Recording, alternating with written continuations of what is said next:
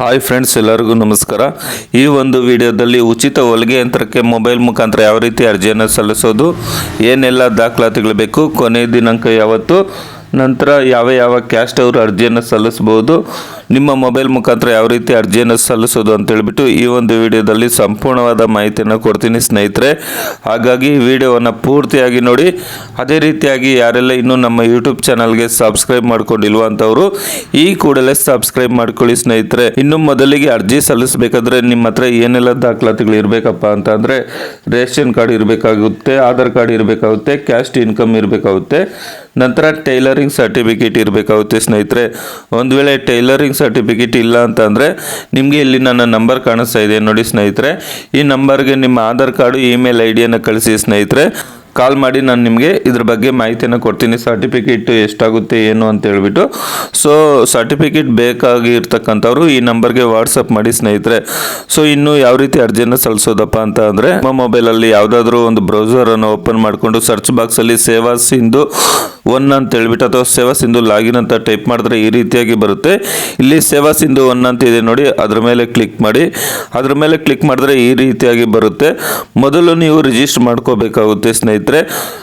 ಅದು ಯಾವ ರೀತಿ ರಿಜಿಸ್ಟರ್ ಮಾಡ್ಕೋಬೇಕು ಅಂತ ಹೇಳ್ಬಿಟ್ಟು ಈ ವಿಡಿಯೋ ಎಂಡ್ ಸ್ಕ್ರೀನಲ್ಲಿ ಕೊಟ್ಟಿರ್ತೀನಿ. ಆ ರೀತಿಯಾಗಿ ನೀವು ಮೊದಲು ರಿಜಿಸ್ಟರ್ ಮಾಡ್ಕೊಳ್ಳಿ. ಒಂದು ವೇಳೆ ರಿಜಿಸ್ಟರ್ ಮಾಡ್ಕೊಂಡಿರ್ತಕ್ಕಂಥವ್ರು ಎಂಟರ್ ಯುವರ್ ಮೊಬೈಲ್ ನಂಬರ್ ಅಂತಿದೆ ನೋಡಿ ಸ್ನೇಹಿತರೆ. ಅಲ್ಲಿ ನಿಮ್ಮ ಒಂದು ಮೊಬೈಲ್ ನಂಬರನ್ನು ಎಂಟ್ರಿ ಮಾಡಿಬಿಟ್ಟು ಗೆಟ್ OTP ಅಂತ ಕೊಟ್ಟರೆ ಮೊಬೈಲ್ ನಂಬರ್ಗೆ 6 ನಂಬರ್ OTP ಬರುತ್ತೆ. ಆ ಒಂದು OTPಯನ್ನು ಇಲ್ಲಿ ಬಾಕ್ಸ್ ಇದೆ ನೋಡಿ ಸ್ನೇಹಿತರೆ. ಆ ಒಂದು ಬಾಕ್ಸಲ್ಲಿ ಆ 6 ನಂಬರ್ OTPಯನ್ನು ಅಲ್ಲಿ ಎಂಟ್ರಿ ಮಾಡಿಬಿಟ್ಟು ನಂತರ ಕ್ಯಾಪ್ಚರ್ ಯಾವ ರೀತಿ ಇದೆಯೋ ಆ ರೀತಿ ಕ್ಯಾಪ್ಚರನ್ನು ಹಾಕ್ಬಿಟ್ಟು ಕೆಳಗಡೆ ಸಬ್ಮಿಟ್ ಅಂತಿದೆ ನೋಡಿ ಸ್ನೇಹಿತರೆ. ಸಬ್ಮಿಟ್ ಮೇಲೆ ಕ್ಲಿಕ್ ಮಾಡಿದ್ರೆ ಈ ರೀತಿ ಓಪನ್ ಆಗುತ್ತೆ. ಲೆಫ್ಟ್ ಸೈಡಲ್ಲಿ ಅಪ್ಲೈ ಫಾರ್ ಸರ್ವಿಸಸ್ ಇದೆ ನೋಡಿ, ಅದರ ಮೇಲೆ ವೀವ್ ಆಲ್ ಅವೈಲೇಬಲ್ ಸರ್ವಿಸಸ್ ಅಂತಿದೆ ನೋಡಿ, ಅದ್ರ ಮೇಲೆ ಕ್ಲಿಕ್ ಮಾಡಿ ಸ್ನೇಹಿತರೆ. ಕ್ಲಿಕ್ ಮಾಡಿದ್ರೆ ಈ ರೀತಿ ಓಪನ್ ಆಗುತ್ತೆ. ಇಲ್ಲಿ ರೈಟ್ ಸೈಡಲ್ಲಿ ಸರ್ಚ್ ಬಾಕ್ಸಲ್ಲಿ ನೀವು ಸ್ವಿವಿಂಗ್ ಅಂತೇಳ್ಬಿಟ್ಟು ಟೈಪ್ ಮಾಡಿ ಸರ್ಚ್ ಕೊಡಿ ಸ್ನೇಹಿತರೆ. ಈ ರೀತಿಯಾಗಿ ಬರುತ್ತೆ. ಇಲ್ಲಿ ನೀವು ನೋಡ್ಬೋದು ಡಿ ದೇವರಾಜ್ ಅರಸು ಹಿಂದುಳಿದ ವರ್ಗಗಳ ಅಭಿವೃದ್ಧಿ ನಿಗಮ ಅಂತಿದೆ ನೋಡಿ ಸ್ನೇಹಿತರೆ. ಅದ್ರ ಮೇಲೆ ಒಂದ್ಸರಿ ಕ್ಲಿಕ್ ಮಾಡಿ. ಅದ್ರ ಮೇಲೆ ಕ್ಲಿಕ್ ಮಾಡಿದ್ರೆ ಈ ರೀತಿಯಾಗಿ ಓಪನ್ ಆಗುತ್ತೆ. ಅಲ್ಲಿ ಏನೆಲ್ಲ ಡೀಟೇಲ್ ಕೇಳುತ್ತೆ ಅದನ್ನ ಎಂಟ್ರಿ ಮಾಡ್ತಾ ಹೋದ್ರೆ ಸಾಕು ಸ್ನೇಹಿತರೆ. ಮೊದಲಿಗೆ ನೀವು ನಿಗಮವನ್ನು ಆಯ್ಕೆ ಮಾಡಿ ಅಂತಿದೆ ನೋಡಿ ಸ್ನೇಹಿತರೆ. ಅದ್ರ ಮೇಲೆ ಕ್ಲಿಕ್ ಮಾಡಿ. D Devaraj Arasu backward classes ಅಂತಿದೆ ನೋಡಿ, ಅದನ್ನ ಸೆಲೆಕ್ಟ್ ಮಾಡ್ಕೊಳ್ಳಿ. ಅದಾದ್ಮೇಲೆ ಫೈನಾನ್ಸಿಯರ್ ಇಯರ್ ಅಂತಿದೆ ನೋಡಿ, 2025-26 ಅನ್ನ ಸೆಲೆಕ್ಟ್ ಮಾಡ್ಕೊಳ್ಳಿ. ಅದಾದ್ಮೇಲೆ ಆಧಾರ್ ಅಥೆಂಟಿಕೇಶನ್ ಮೇಲೆ ಕ್ಲಿಕ್ ಮಾಡಿದ್ರೆ ಈ ರೀತಿಯಾಗಿ ಓಪನ್ ಆಗುತ್ತೆ. ಇಲ್ಲಿ ಆಧಾರ್ ಸಂಖ್ಯೆ ಅಂತಿದೆ ನೋಡಿ ಸ್ನೇಹಿತರೆ. ಅಲ್ಲಿ ನಿಮ್ಮ ಆಧಾರ್ ನಂಬರನ್ನು ಎಂಟ್ರಿ ಮಾಡಿ. ಎಂಟ್ರಿ ಮಾಡಿಬಿಟ್ಟು ಇಲ್ಲಿ ನನ್ನ ಮತ್ತು OTP ಅನ್ನೋ ಒಂದು ಚೆಕ್ ಬಾಕ್ಸ್ ಮೇಲೆ ಕ್ಲಿಕ್ ಮಾಡಿ OTP ಪಡೆಯಿರಿ ಅಂತ ಕೊಟ್ಟರೆ ನಿಮ್ಮ ಒಂದು ಆಧಾರ್ ಕಾರ್ಡ್ಗೆ ಲಿಂಕ್ ಆಗಿರುವ ಮೊಬೈಲ್ ನಂಬರ್ಗೆ 6 ನಂಬರ್ OTP ಬರುತ್ತೆ. ಆ ಒಂದು OTPಯನ್ನು ಆ ಒಂದು OTP ನಮೂದಿಸಿ ಅನ್ನೋ ಬಾಕ್ಸಲ್ಲಿ ಎಂಟ್ರಿ ಮಾಡಿಬಿಟ್ಟು ಸಲ್ಲಿಸಿ ಅಂತ ಕೊಡಿ. ಸಲ್ಲಿಸಿ ಅಂತ ಕೊಟ್ಟರೆ ಈ ರೀತಿಯಾಗಿ ಬರುತ್ತೆ. ನಂತರ ಗೆಟ್ ಆಧಾರ್ ಡೀಟೇಲ್ ಅಂತ ಕೊಟ್ಟರೆ ಆಧಾರ್ ಕಾರ್ಡಲ್ಲಿ ಇರ್ತಕ್ಕಂಥ ಡೀಟೇಲ್ ಎಲ್ಲ ತಾನಾಗೆ ಬರುತ್ತೆ ಸ್ನೇಹಿತರೆ. ನಿಮ್ಮ ಹೆಸರು, ಡೇಟ್ ಆಫ್ ಬರ್ತ್ ಎಲ್ಲ ಬರುತ್ತೆ. ಅದಾದಮೇಲೆ ಅರ್ಜಿದಾರರ ತಂದೆ, ಪತಿ, ಪೋಷಕರ ಹೆಸರು ಅಂತ ಬರುತ್ತೆ. ಹೆಣ್ಮಕ್ಳಾದರೆ, ಮದುವೆ ಆಗಿರ್ತಕ್ಕಂಥ ಹೆಣ್ಮಕ್ಳಾದರೆ ಅವರ ಹಸ್ಬೆಂಡ್ ನೇಮನ್ನು ಹಾಕಬೇಕು.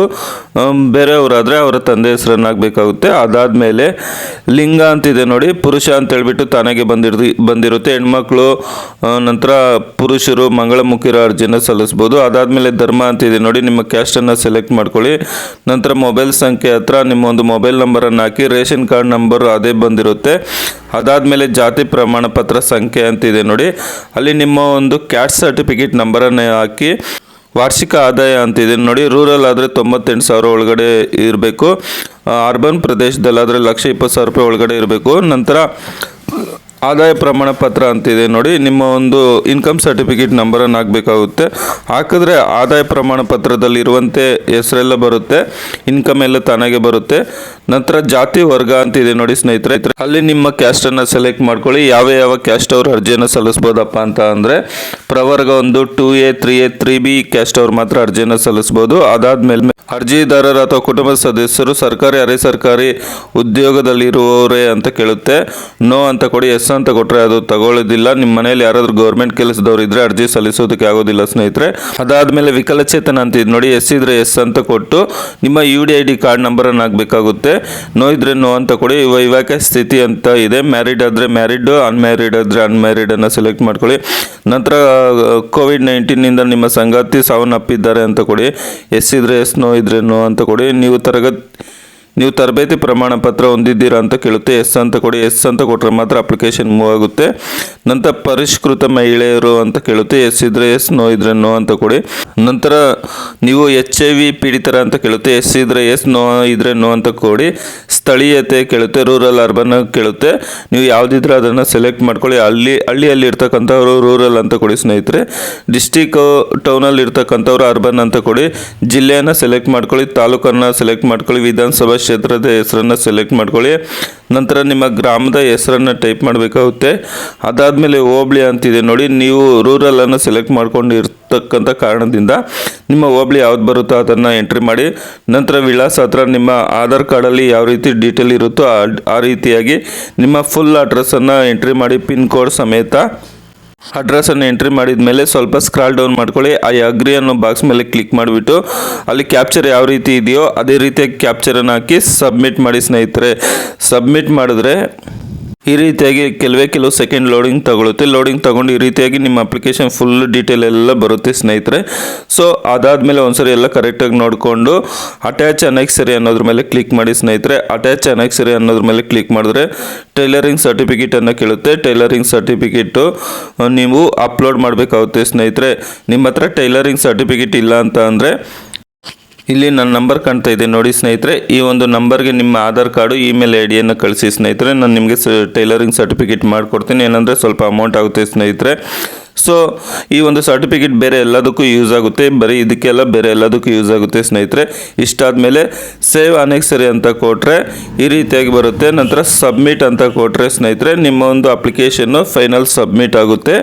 ನಂತರ ನೀವೇನು ಮಾಡಬೇಕಪ್ಪ ಅಂತಂದರೆ ಈ ರೀತಿಯಾಗಿ ಬರುತ್ತೆ. ಸ್ವಲ್ಪ ಸ್ಕ್ರಾಲ್ ಡೌನ್ ಮಾಡಿಕೊಂಡು ಕೆಳಗಡೆ ನಿಮಗೆ ಎಕ್ಸ್ಪೋರ್ಟ್ PDF ಅಂತ ಬರುತ್ತೆ. ಎಕ್ಸ್ಪೋರ್ಟ್ PDF ಅಂತ ಕೊಡಿ ಸ್ನೇಹಿತರೆ. ಈಗ ನಿಮ್ಮ ಅಪ್ಲಿಕೇಶನು ಫೈನಲ್ ಸಬ್ಮಿಟ್ ಆಗಿರುತ್ತೆ. ಇದನ್ನು ನೀವು ಒಂದು ಸ್ಕ್ರೀನ್ಶಾಟ್ ಹೊಡೆದು ಇಟ್ಕೊಳ್ಳಿ ಅಥವಾ ನಿಮ್ಮ ನಿಯರ್ ಸೈಬರ್ಗೆ ಹೋಗ್ಬಿಟ್ಟು ಒಂದು ಪ್ರಿಂಟೌಟ್ ಮಾಡಿ ಇಟ್ಕೊಳ್ಳಿ ಸ್ನೇಹಿತರೆ. ಮುಂದಿನ ದಿನದಲ್ಲಿ ದೇವರಾಜ ಅರಸು ಅಭಿವೃದ್ಧಿ ನಿಗಮದಿಂದ ಸೊ ಯಾರೆಲ್ಲ ಸೆಲೆಕ್ಷನ್ ಮಾಡ್ಕೊಂಡಿದ್ದಾರೆ ಆ ಒಂದು ಲಿಸ್ಟನ್ನು ಅವರು ಅಂಟಿಸಿದಾಗ ನಿಮ್ಮ ಒಂದು ಅಪ್ಲಿಕೇಶನ್ ನಂಬರನ್ನು ನೀವು ಸರ್ಚ್ ಮಾಡ್ಬೋದಾಗಿರುತ್ತೆ. ಸೊ ಹಾಗಾಗಿ ಈ ಒಂದು ಅಪ್ಲಿಕೇಶನನ್ನು ಭದ್ರವಾಗಿ ಇಟ್ಕೊಳ್ಳಿ. ಅದೇ ರೀತಿಯಾಗಿ ಈ ಒಂದು ಅರ್ಜಿ ಸಲ್ಲಿಸೋದಕ್ಕೆ ಕೊನೆಯ ದಿನಾಂಕ ಬಂದುಬಿಟ್ಟು ಏಪ್ರಿಲ್ 10 ಆಗಿರುತ್ತೆ. ಇದನ್ನು ಡೇಟನ್ನು ಎಕ್ಸ್ಟೆಂಡ್ ಮಾಡ್ಬೋದು ಅಥವಾ ಅಲ್ಲಿಗೆ ಕ್ಲೋಸ್ ಮಾಡ್ಬೋದು. ಹಾಗಾಗಿ ಯಾರೆಲ್ಲ ಅಪ್ಲಿಕೇಶನ್ ಆಗಬೇಕು ಅಂತ ಅನ್ಕೊತಾ ಇದ್ರು ಅಂಥವ್ರು ಆದಷ್ಟು ಬೇಗ ಅರ್ಜಿಯನ್ನು ಸಲ್ಲಿಸಿ. ಅದೇ ರೀತಿ ಯಾರೆಲ್ಲ ನಮ್ಮ ಯೂಟ್ಯೂಬ್ ಚಾನಲ್ಗೆ ಸಬ್ಸ್ಕ್ರೈಬ್ ಮಾಡ್ಕೊಂಡಿಲ್ಲ ಅಂಥವ್ರು ದಯಮಾಡಿ ಸಬ್ಸ್ಕ್ರೈಬ್ ಮಾಡ್ಕೊಳ್ಳಿ. ಈ ವಿಡಿಯೋ ನೋಡಿದ್ದಕ್ಕಾಗಿ ಧನ್ಯವಾದಗಳು. ಬಾಯ್, ಟೇಕ್ ಕೇರ್ ಫ್ರೆಂಡ್ಸ್.